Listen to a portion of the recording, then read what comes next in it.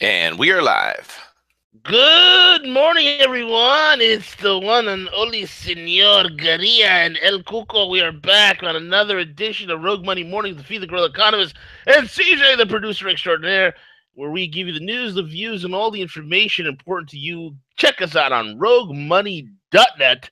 As follow us on Twitter at the Rogue Money and Rogue Money Facebook, Rogue Money DTube, Rogue Money Steemit, Rogue Money Tumblr, Rogue Money every single podcast you have known to mankind, and Rogue Money Apple News.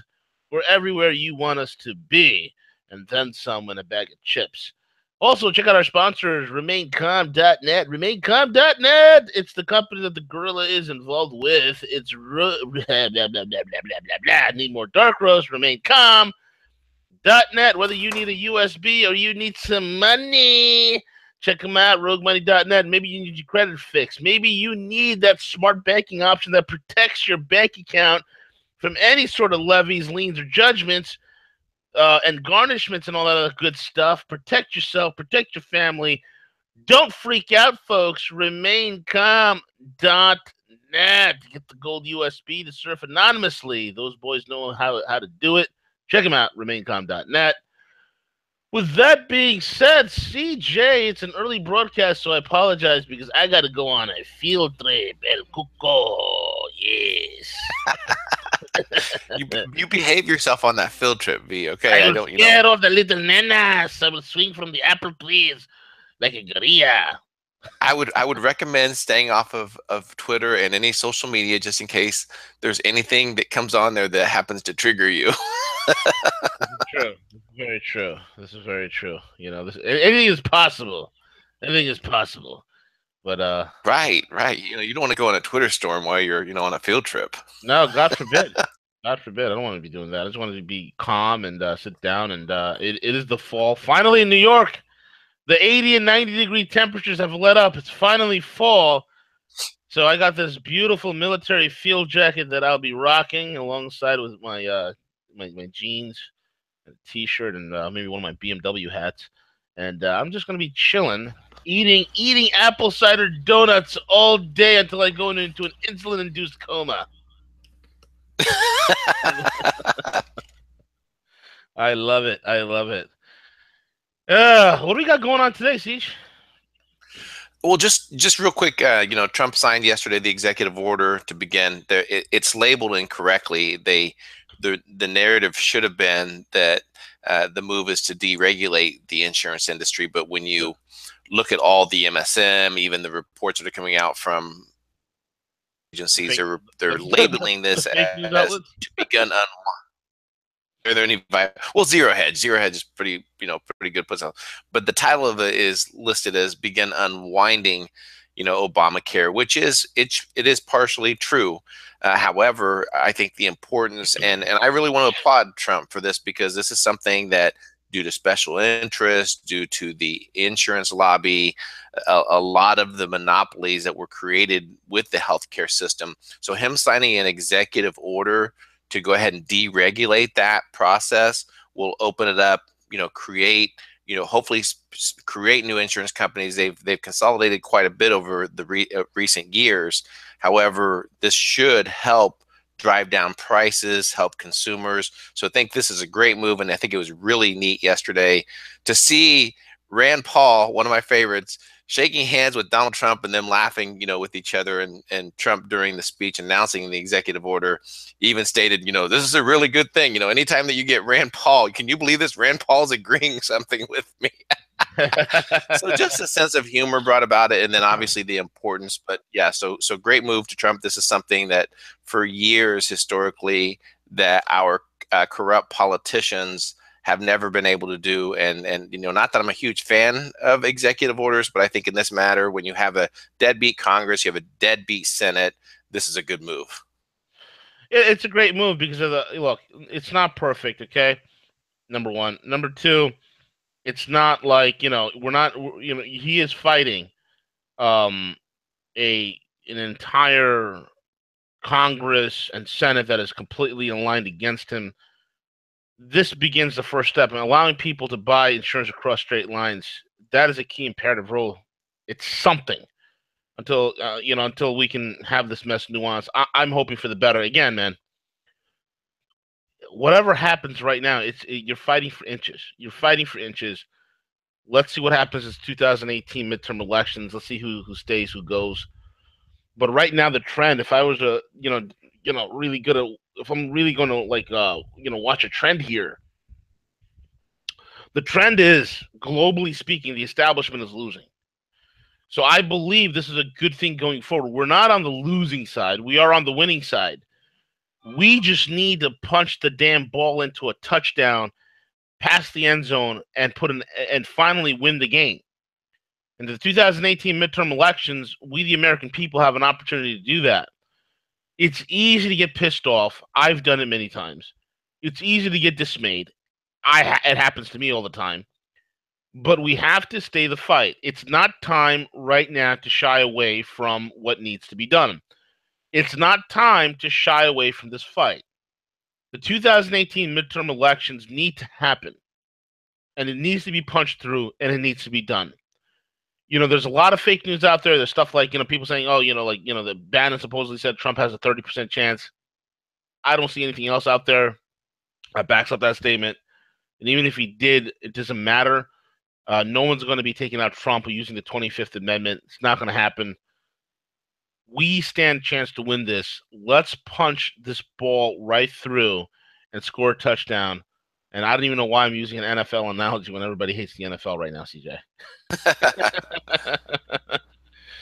Well, I agree with you. If there's any move, just real quick, if there's any move by these career politicians, I've stated this to friends and family, if there's any move by these career politicians to move, and which, he's losing a lot of from the negative forces that are out there. I know that sounds crazy, but the energy that the Democrats and Republicans have channeled at him to basically undermine his complete administration, if they move against him, there will be pitchforks. You will see patriots coming out, and it's not a matter of Trump. It's just a matter of that this was an elected president. We need to allow him to to channel the energy that all of us brought to him to fight back against the deep state, against the cabal. So anyway, yeah, I agree with you. There's nothing that's going to happen. They understand that patriots will rise.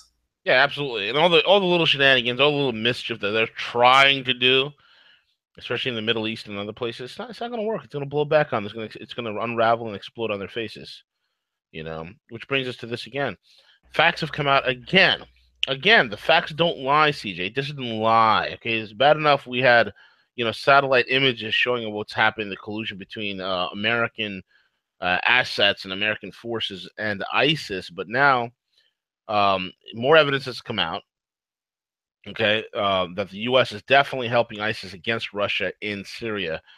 Washington hasn't simply assisted ISIS by concealing reports about the movements of the forces of Deir ez-Zor, but also struck a deal with Sunni tribes, ensuring that ISIS can cross their lands unreported and unopposed. This is big news, Siege. Absolutely big news, because it's clear that the unexpected counterattack that ISIS militants were launching last few weeks ago at Deir ez-Zor and Palmyra, forcing the Russian air groups deployed in Syria to take urgent measures to repel it, that almost overran positions occupied by Syrian forces, was staged by the U.S. and its Kurdish SDF allies, along with a number of local Sunni tribes. Now, as for the death of Russian General Valery Azapov, who was struck dead during an enemy shelling at his C2 post, it's curious that the shot that murdered this high-profile Russian officer was made with such deadly precision. Now, there's no chance that one could land such a shot without access to satellite and air photos. And it's hardly a secret that the Islamic State has no access, zero access, CJ, to this type of reconnaissance or this type of imaging. But you and I know someone who does, and that would happen to be Uncle Sam. Oh, yeah. Right. Mm-hmm. Yeah, and this is why we are going to see a lot more disinformation, a lot more of these narratives that have taken over the MSMVs, because at this point, there's going to be so much information coming out, the truth in regards to the Middle East, and they're going to try everything they can to distract the American people from the facts that are coming out in regards to the deep state, the cabal's operation under Obama, under Hillary in Syria. Mm-hmm. Absolutely, man. And you know, the DC deep state has many, many goals in Syria, one of which is to undermine Russia, undermine Syria, create as much havoc as possible. These guys are not helping the situation, they're harming the situation. They don't have an end goal. You ask these assholes that are pulling this operation, hey, assholes, what's your long term goal? Can you look beyond 4 years? They can't. Their goal is their stupid plan is maybe only they probably projected what they're going to do in the next 2 months. That's it. These are idiots. They're idiots, and this is why it's going to fail. Now, the command of the Syrian armed forces perceived the threat of a militant assault on the city of Deir ez-Zor was inevitable. Okay, the Islamic State had already released a report on its website indicating that its militants managed to destroy 2 Syrian military jets, supposedly. Now, what this is meaning, CJ, is that the U.S. coalition aircraft have all of a sudden seized, patrols over the Euphrates River in favor of providing air, support and material logistic support for ISIS, which means that ISIS has the ability to launch offensives within the area by scattering their forces across the narrow 60-mile-long front, and militants have considerably reduced the effectiveness of airstrikes carried out by both Syrian and Russian aircraft, especially the Russian Air Corps being heavily deployed near the Idlib area. So this is, again, more and more information is coming out, and it's got to get people sickening. I mean, this information is getting out there, but we need to get it critical mass, brother. Yeah, critical mass. And then, we're also witnessing, because of the negotiations, because of their recent meeting now, that Turkish army convoys are moving in coordinated efforts with Russia, Yep. with Iran, to help in those areas. So 100 Turkish soldiers, special 30 armored vehicles, trucks moved in to the portion of where formerly Aleppo. I'll have to send that to Gary Johnson to make sure that he's up to date on what's going on globally. But entering into these de-escalation zones in coordinated efforts to help. So yeah, so we're seeing a lot of momentum happening. And again, exactly what you said, this is going to block out, any of the troublemakers, if you will, coming into those areas, V. Yeah, 1,000%, man. This is a nice maneuver having the Turks come in. They have over 30. Right now, reports are saying maybe closer to 100 right now. Armored personnel carriers and over 200 special operations. Turkish special operations forces have entered the Syrian area of Idlib, and this is going to be providing material support for the Syrian Arab army, as well as support for the Russians and the Iranians, and they're all working cohesively together. This whole little U.S. little mischief plan they got going on with ISIS is going to get squashed, and I promise you,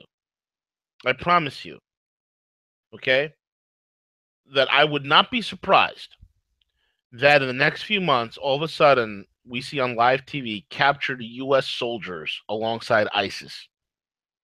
Can you imagine the cameras panning? You see all these captured ISIS fighters.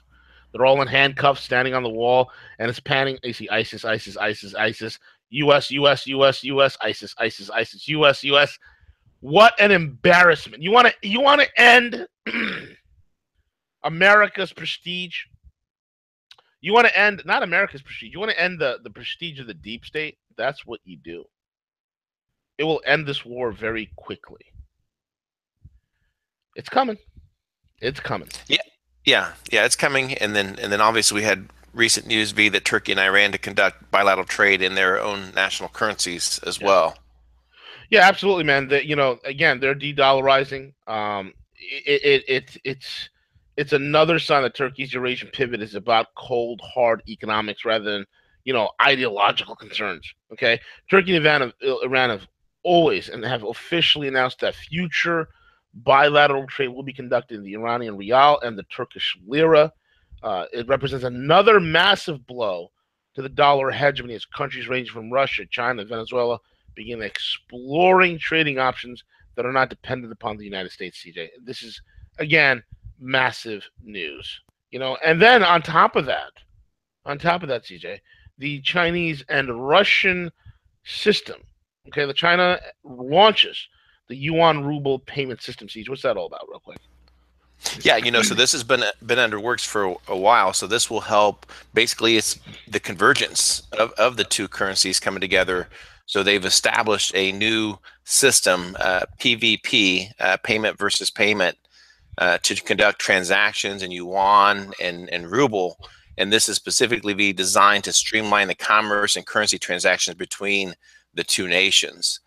This was recently approved Monday by China's central banking system. So this is a complete move that will shield them from any other type of sanctions, removal from the SWIFT system, which is predominantly U.S. dollar based. So this is also huge news, as well as we witnessed the shift away from the dollar V. Absolutely, man. And then we have with shifting away from dollar, we have the criminal banker Jamie Dimon is now going to be shutting up about Bitcoin, which I think is a wonderful thing, CJ. And I'm also hearing that now, shifting gears real quick back to the Weinstein thing. There is information coming out that it probably was Steve Bannon who was the mastermind behind this whole entire thing, and it's starting to make a little sense here. Yeah, I mean, he's definitely, with him being out of the Oval Office, kind of like we've shared. He's like a pit bull out there right now, and love him or hate him. Again, some of his efforts, some of the things, regarding the One Belt, One Road, and the China policy, and we may not agree 1,000% with Steve Bannon, but his efforts regarding his hatred of career politicians, the establishment politicians, the pedophiles. He is alive. He's very much has the pulse of understanding and dismantling these efforts. So he is much more effective on the outside versus the inside. Yep, absolutely correct, man. And I think this guy's the wrecking ball that we need. And again, one of the greatest things that Bannon's very good at doing is embracing the culture war.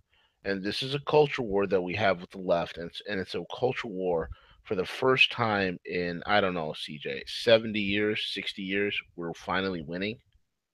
You know, it's a big jump, man. It's a huge. Yeah, and if you don't, I know there's a lot of people still out there that don't understand it regarding the whole transgender, the whole move to beta male, every male, to shift us away from from being fathers in the family. Take a look at no other than California with their recent legislation that you could be fined or imprisoned for mislabeling, referring to them With the wrong with pronoun, the wrong gender with the wrong pronoun. I mean, that to me is the example of where we would be moving under a Hillary Clinton administration.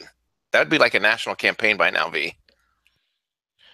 Yeah, absolutely correct, man. And the loony left, in their ginormous echo chambers, don't don't understand what the rest of the country actually thinks or feels about them. And they never will. And then that's why they're losing big time. Bitcoin is now larger than ever, CJ. It is now, in fact, bigger than Morgan Stanley itself. On the back of Wow. unconfirmed rumors. Yep, huge, right? Yeah, if you want to talk about their most recent move, Bitcoin soared just above $5,900, I love fell back it. just a tad. And now, when you take a look at Bitcoin in terms of their market cap, you're talking about over a 90 billion market cap, the first time ever. And Mm-hmm. just to size this, you're looking at it surpassing PayPal, Yeah. Morgan Stanley. So I think this led no other than the one Jamie Dimon just say, you know what, I'm just going to shut up now. He's got to shut up, man. He's got to shut up now because you know what? The more he talks, the more Bitcoin trumps. And people are like, oh, it's volatile. It's volatile. It's up and down in price. This is a long-term play. And when I'm looking at, You give me a chart. I can put Bitcoin's chart against any stock exchange and against any stock market in the world, and you cannot argue the trend. It's a beautiful thing. And folks, here's the beautiful thing: the most dangerous thing about Bitcoin to the federal governments and to the establishment, the most dangerous thing about Bitcoin is not Bitcoin in and of itself. It is the idea behind it. And this is what a lot of people who are trying to quote unquote control Bitcoin or curb Bitcoin or stop Bitcoin do not understand. You cannot stop an idea whose time has come. Okay, it is more powerful than any standing armies whose idea has come. Because what Bitcoin is the idea. And what is that idea? A decentralized way of transacting with one person to another person. A decentralized transaction system that is based upon trust using the blockchain, which is a trust machine. Okay? This is the most incredible thing in the world. That is what they're terrified of. Right? Not just the fact that it's Bitcoin, it's the technology of Bitcoin, it's the blockchain, it's the openness, the honesty, the trust machine that it is. And that's what freaks them out the most, CJ. Yeah, it does freak them out, and I think in part again because you're witnessing we just covered just a little bit ago in regards to the move away from the dollar, and now there is a very viable alternative out there that is available.